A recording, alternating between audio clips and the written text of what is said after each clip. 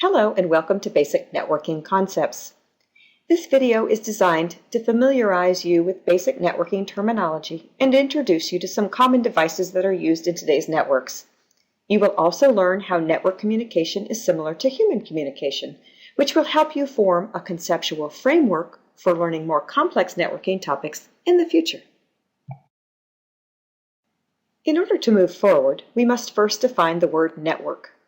A network is the collection of machines such as peripherals, hosts, network devices, and network media that can communicate with each other.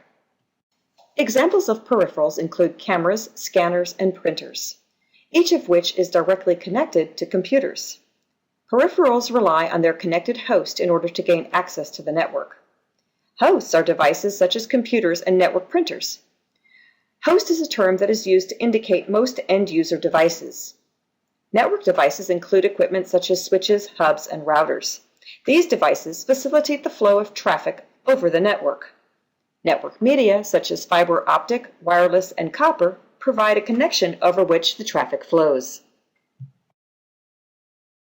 Although we may be most familiar with data networks, there are many separate types of networks today. These include voice networks, such as the public switched telephone network, video networks, such as cable television, and data networks such as the Internet. Converged networks combine these types of traffic and carry voice, video, and data on a single infrastructure. For example, converged networks allow you to watch your favorite television program, browse the Internet, and talk on the phone, all simultaneously over the same connection. Networking offers many benefits over traditional forms of communication. One such benefit is the sharing of resources such as printers and documents.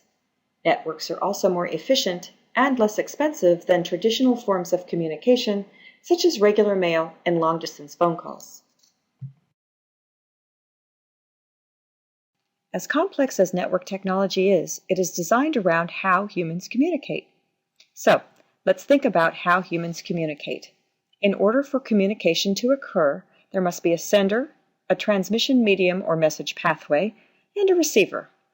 In the animation, when the woman has a message to send to the man, she, the sender, uses the sound waves of her voice in the air, the pathway, to send the message to him, the receiver. Computer networks operate in much the same way.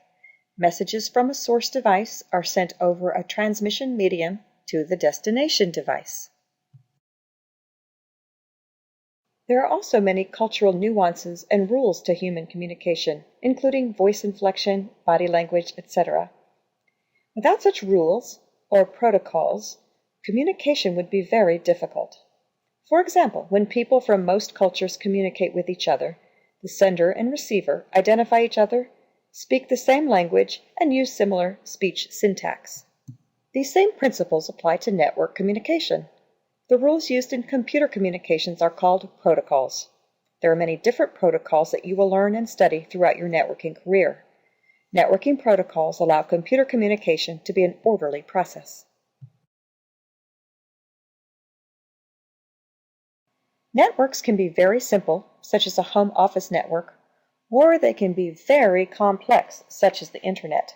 Regardless of their size, all networks have similarities in their components and their functions. Drawing on parallels between human communication and network communication will allow you to more easily grasp future networking concepts.